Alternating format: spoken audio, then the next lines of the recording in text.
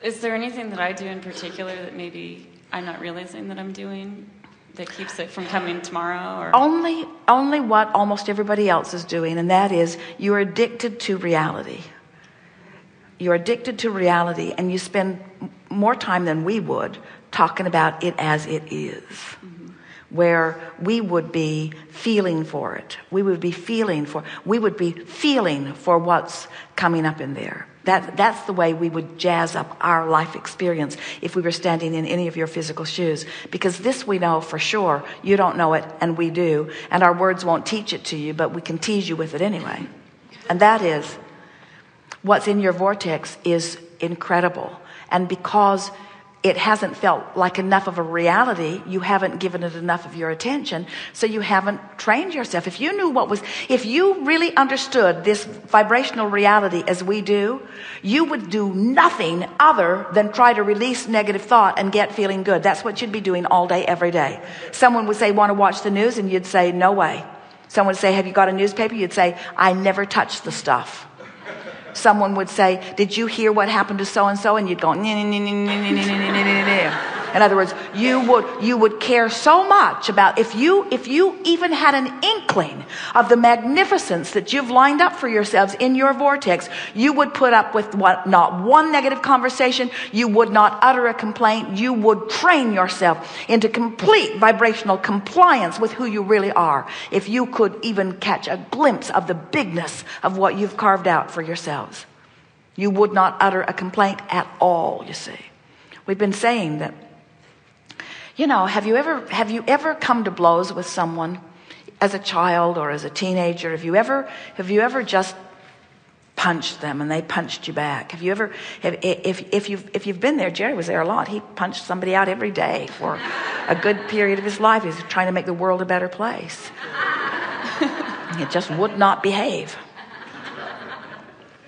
But we are suggesting that, or you've even seen it in movies, how people can push themselves.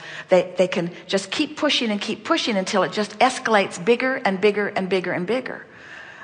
David Koresh in Waco pushed, and the government pushed back, and pushed, and the government pushed back. And everyone standing back and watching it knew that it was going to escalate into something uncontrollable, and it did. And then Timothy McVeigh pushed still further, and you see what we're getting? On and on and on it goes. And so what we are suggesting is, as you stand there with your fists ready to punch, if you could just understand that punching is going to get worse, not better. If you would pull back your fists, even though you don't want to, and maybe even though you would be justified if you did punch forward, if you will withdraw from that action, it will be better than if you proceed with that action. That's just a law, because there is no such thing as assertion in this environment. In other words, everything is about attraction. You cannot punch things and make them go away. The more you punch at them, the more they come to you. There's no such thing as no in this inclusion-based universe. So then we are saying, and that's easy for a lot of you because you live in a somewhat civilized environment and you don't think about coming to blows about things. Now think about the last argument that you had, and how you held a position and someone else held an opposing position. And when you argued, did they agree? Did you? Or did you just come more firm in the rightness of your position? In other words, it just got bigger and bigger and bigger, but so did the tension. In other words, it didn't get you to where you wanted to be. It took you further from where you wanted to be, maybe gave you more detail, but so we're suggesting in the same way that you pull back your fists, that you pull back your words. Don't say it. Don't say it. In other words, Jerry and Esther have occasions where they'll look at each other and the look on each other's face will be, don't say it. And we're not just talking about each other. We're talking about, don't say it to that person, even though that person really should hear it. Let's not go there. Let's not go there. Let's not go there, because it will get a lot worse. It doesn't need to get worse before it gets better. That's the point that we're wanting to make. It doesn't need to get worse before it gets better. And the fists will make it worse, and so will the resistant outside the vortex words. So don't say it. Now, let's take it further. Don't think it either. Don't think it. In other words, don't practice the perpetuation of that. Well, but you say, well, I can contain myself with my behavior. I cannot punch them out. And I can even contain them with my words. I think I can do that. But I can't not think it. And we say, yes, you can. You can resist the temptation to think that by thinking something else. And that's really the fine-tuning that we're giving to you. In other words, we want to make this vortex such a vivid reality for you and such a sought-after reality for you that it matters more than defending your position. That it matters more than... because your position has not only been defended, your position has been created. Your position has not only been defended and created, your position has been maintained by source energy. In other words, if you knew the care of your vortex and the certainty of well-being that is earmarked and place-marked and held lovingly for you, you would just decide to get in it, and you would decide that everything else is really a stupid waste of time.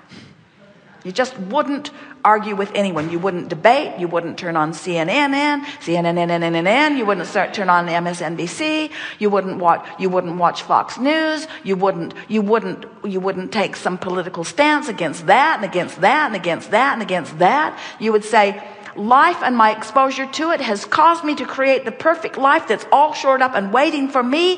How can I get in? You would selfishly decide how to become an aligned being with the life that you have carved out. That's what you would do. And you would wish them all well. Meaning you would wish all of them to find their way into their vortex too. So what would happen? What would happen if all of the people on the planet who all have different opinions about how life should be, who have been sifting and sorting and creating their vortices of creation, what would the world be like if everyone got into their vortex? Would it be the same world? No. Everyone would line up with the best that they'd carved out of their life. And no one would ask anybody else to be different so that they could feel better. You wouldn't need all those jails to house the renegades who don't agree with you. You wouldn't need all of that punishment or protection against people who are perpetuating violence.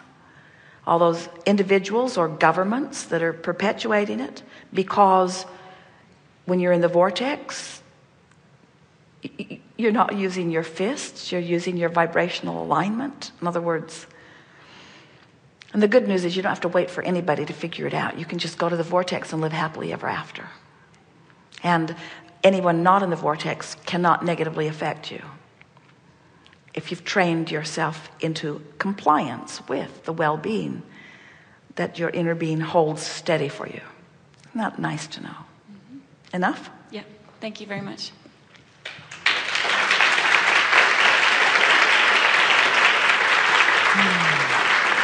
Now what?